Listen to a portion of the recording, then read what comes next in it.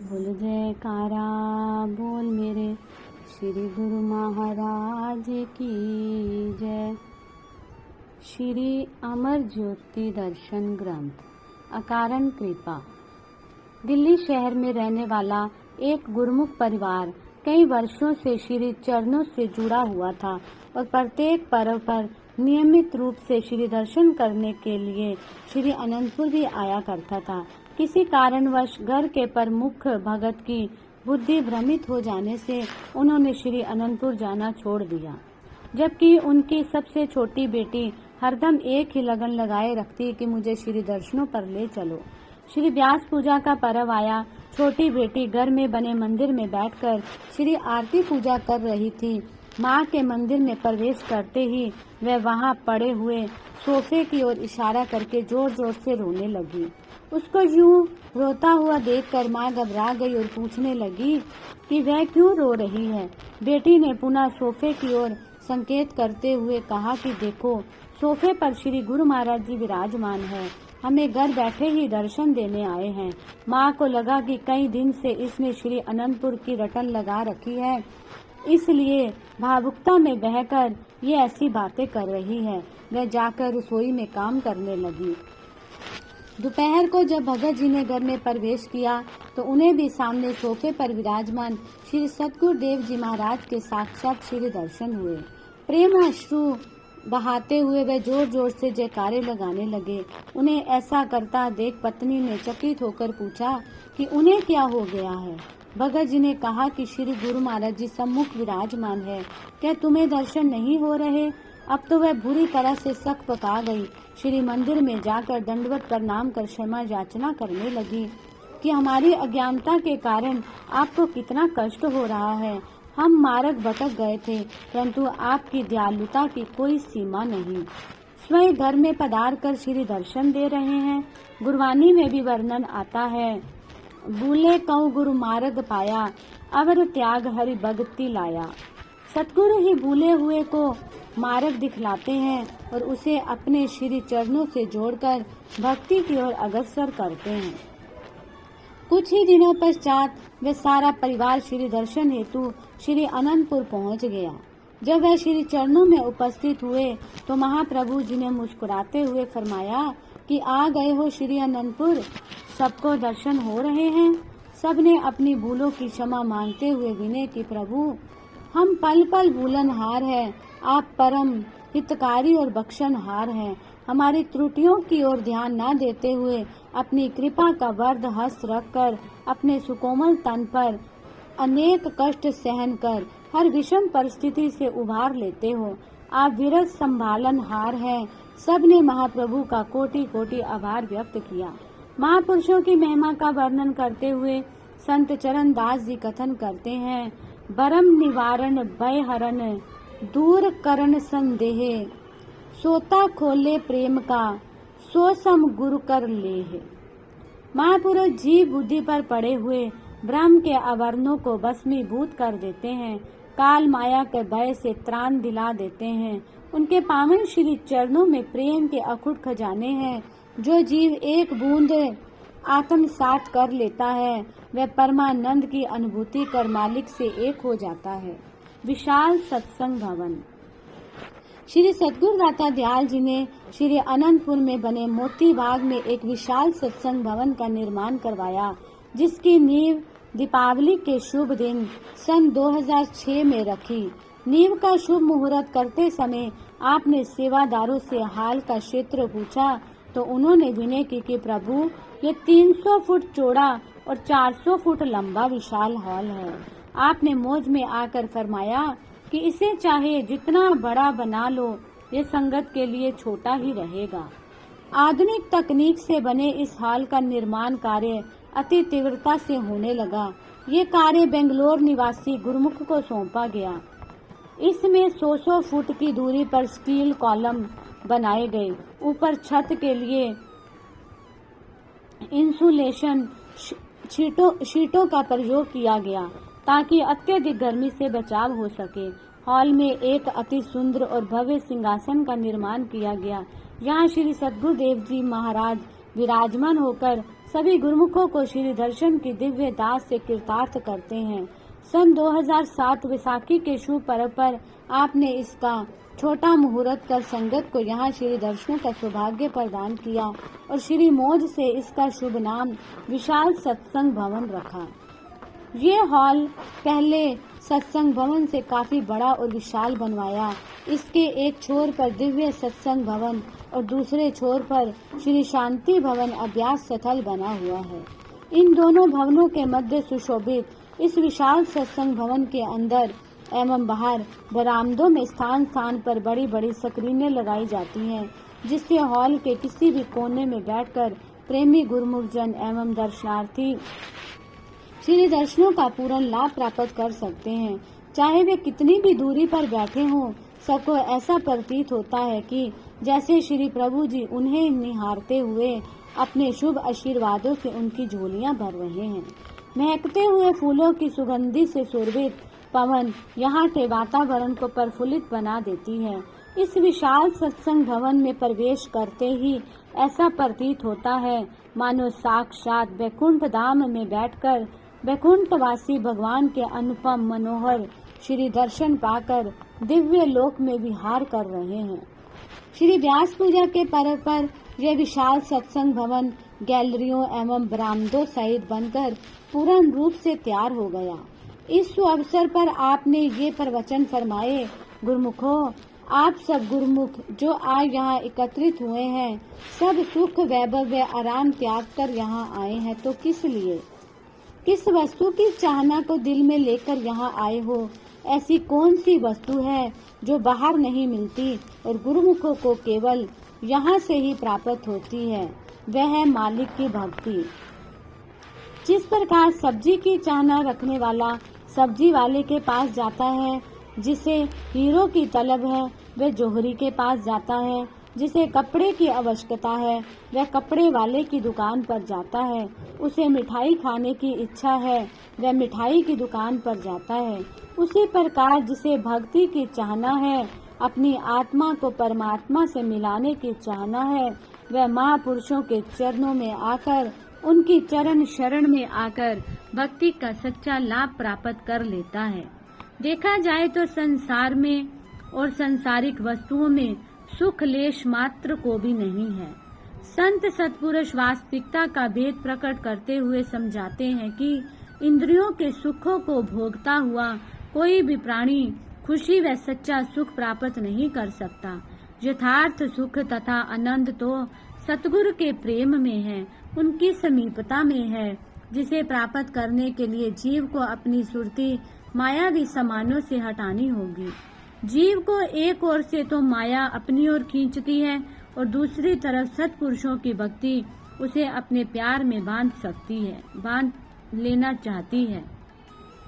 अब ये जीव पर निर्भर है कि वह किस वस्तु की चाहना को महत्व देता है। एक तरफ तो संत सतगुरु देव जी का पावन प्रेम और निज देश जाने का सुगम मार्ग है और दूसरी ओर मायावी भोगों में फंसकर आवागमन के चक्र में अटकना अर्थात दुख, चिंता और क्लेश का मार्ग। लेकिन गुरुमुख जन जिन्हें सौभाग्य से संत सत्पुरुषों की संगति मिल जाती है, उनकी राहनुमाई मिल जाती है, वे सच्ची वस्तु भक्ति की ही कामना करते हैं। इसलिए प्रत्येक गुरुमुख का ये धर्म बन जाता है कि वे संत सत्पुरुषों की चरण शरण में आकर आध्यात्मिक धन का संचय कर ले, जिससे निजाम का मार्ग अनायास ही पार किया जा सके। अपने इष्ट देव की पवित्र मौज और आज्ञा को शिरोधार्य करते हुए इस जीवन को सफल बना ले, यही मानव जन्म का परम ध्येय है। पर्वों पर हजारों की संख्या में गुरुमुख जन इस विशाल सत्संग भवन में बैठकर श्री दर्शन लाभ प्राप्त कर आत्मिक आनंद की अनुभूति करते हैं। प्रथम बार में ही ये विशाल हाल बरामदे एवं गैलरियों सहित संगतों से भर गया। नींव के शुभ उद्घाटन पर किए श्री प्रभु जी के वचन अक्षरशः सत्य हुए कि इसे चाहे कितना भी बढ़ा लो, परंतु ये स्थान छोटा ही रहेगा। श्री सतगुरुदेव जी महाराज श्री चतुर्थ पातशाही जी के भी यही वचन थे। यहाँ आसमान की छत ही काम आएगी जो सार्थक सिद्ध हुए, हो रहे हैं और होते रहेंगे। आप अपने शरणागत सेवकों को कई बार अद्भुत अवसर प्रदान कर दिव्य मनोहर श्री दर्शनों से कृतार्थ करते। श्री अनंतपुर से श्री संत नगर की हेलीकॉप्टर द्वारा यात्रा। दिनांक 5 फरवरी सन 2007 का स्वर्णिम पावन दिवस श्री अनंतपुर वासियों के लिए खुशियों का महान उपहार लेकर आया। मंगलकारी पर उपकारी श्री सद्गुरुदेव जी महाराज की प्रथम बार ये मौज उठी कि श्री अनंतपुर से श्री संत नगर हेलीकॉप्टर द्वारा जाया जाएगा। बस फिर क्या था, श्री मौज को पूर्ण करने के लिए तुरंत ही सभी प्रबंध हो गए। 5 फरवरी को हेलीकॉप्टर ने दिल्ली से उड़ान भरी और पायलट द्वारा श्री संत नगर रुककर हेलीपैड का निरीक्षण किया गया। वहां से हेलीकॉप्टर को श्री अनंतपुर में उतरना था। श्री अनंतपुर में भक्तों की तरफ पानी की टैंकी के पास हेलीपैड बनाया गया। ये दिव्य लीला प्रथम बार रची जा रही थी। सभी गुरुमुखों में उत्साह और प्रसन्नता स्पष्ट दृष्टि गोचर हो रही थी।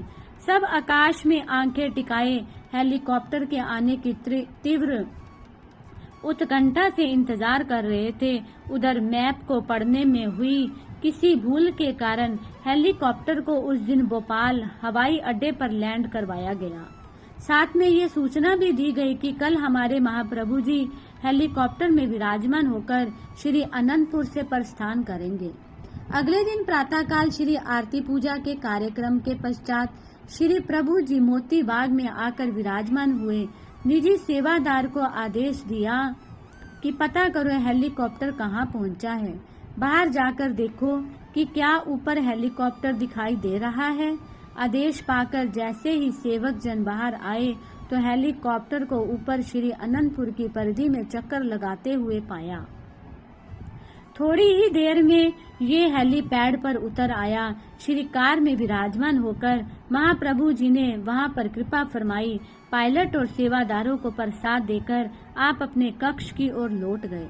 लगभग 10:30 बजे दिव्य सत्संग भवन में विराजमान होकर आपने सभी गुरुमुखों को श्री दर्शनों का परम पावन सौभाग्य प्रदान किया।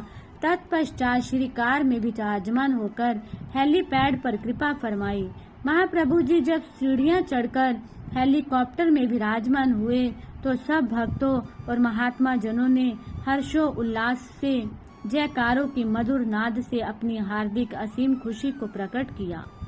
तीव्र रूप में गड़गड़ाहट करते हुए हेलीकॉप्टर ने उड़ान भरी। उड़ान भरते समय पंखों की गति इतनी तीव्र थी कि वृक्षों के पत्ते टूट टूट कर हवा में ऐसे लहराने लगे मानो वे अपने पत्र पुष्प श्री चरणों तक पहुंचाना चाहते हो। महात्मा भगत जो उस क्षेत्र में खड़े थे उनके सिर से तौलिए उड़ गए, आंखें चौंधिया गई। उन्हें लगा कि जैसे चक्रवात आंधी आ गई है। श्री प्रभु जी मुस्कुराते रहे और अपने पावन कर कमलों से आशीष का मिही बरसाते रहे।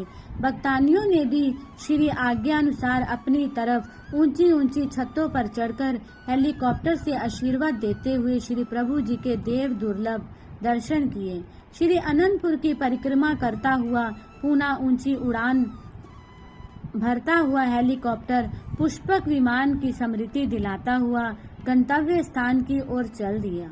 दोपहर को लगभग 1:45 बजे हेलीकॉप्टर ने श्री संत नगर में बने हेलीपैड पर लैंड किया। नूरानी दर्श की दिव्य आभा बिखेरते हुए मंद मंद मुस्कुराते हुए महाप्रभु जी ने हेलीकॉप्टर से बाहर आकर जब सब और अपनी पावन दृष्टि फिराई तो श्री संत नगर निवासी गुरुमुखों एवं आई हुई समस्त संगत ने ढोल नगाड़े बजाते हुए हर्षित हो जय जयकार के स्वर गुंजा दिए। चहुं और खुशियां ही खुशियां छा गई। श्री संत नगर में सबको पावन श्री दर्शनों से निहाल कर जब महाप्रभु जी वापस श्री अनंतपुर की ओर प्रस्थान करने लगे तो रास्ते में परमधाम ग्वालियर में कृपा फरमाई। वहां पर महात्मा शबद प्रेमानंद जी को फरमाया, क्या हम श्री अनंतपुर हेलीकॉप्टर द्वारा नहीं जा सकते? श्री मौज को पूर्ण करने हेतु महात्मा जी ने दिल्ली में सेवकों को तत्काल हेलीकॉप्टर का प्रबंध करने का निर्देश दिया। सेवक जन श्री सतगुरुदेव जी महाराज के आशीर्वाद से जिंदल कंपनी के नए हेलीकॉप्टर का इंतजाम कर ग्वालियर पहुंचे। जब वे श्री चरण कमलों में उपस्थित हुए तो आपने अपनी प्रसन्नता प्रकट करते हुए सबको खूब आशीर्वाद प्रदान किया। अगले दिन हेलीकॉप्टर में विराजमान होकर श्री प्रभु जी ने श्री अनंतपुर में कृपा फरमाई। श्री अनंतपुर की परिक्रमा करता हुआ, इठलाता हुआ और अपने भाग्यों पर इतराता हुआ हेलीकॉप्टर जब गगन मंडल से महाप्रभु जी के संग श्री अनंतपुर की पुण्य धरा पर उतरा तो प्रेमियों के आनंद की कोई सीमा न रही। सब हर्ष विभोर हो एक दूसरे को बधाइयां देते हुए मंगल गान करने लगे, सगन मनाने लगे, अपने प्यारे महाप्रभु जी पर बलिहार जाने लगे। साय समय आनंद भवन सत्संग हॉल में जब पावन श्री दर्शन खुले, सबने ताली बजाकर श्री प्रभु जी के शुभ स्वागत के उपलक्ष्य में गीत गाए। प्रत्येक प्रेमी का हृदय मयूर की न्यायी नृत्य करने लगा। महापुरुष अपनी मौज से जिस परमार्थ कार्य के लिए श्री आज्ञा फरमाते हैं, रिद्धियां सिद्धियां स्वयं उस कार्य पूर्ति के लिए प्रयत्नशील हो जाती है। अपने प्राणधन महाप्रभु जी के ऐसे दिव्य अलौकिक नजारों को निरख कर सभी गुरुमुख जन का हृदय पुलकित हो उठा। परम इष्ट देव श्री श्री 108 श्री तृतीय पातशाही जी महाराज ने अपने मुखारविंद से जो पावन वचन किए थे कि श्री अनंतपुर में एक दिन जहाज भी उतरेगा, वह भी साकार हो गए। बोलो जयकारा बोल मेरे श्री गुरु महाराज की जय।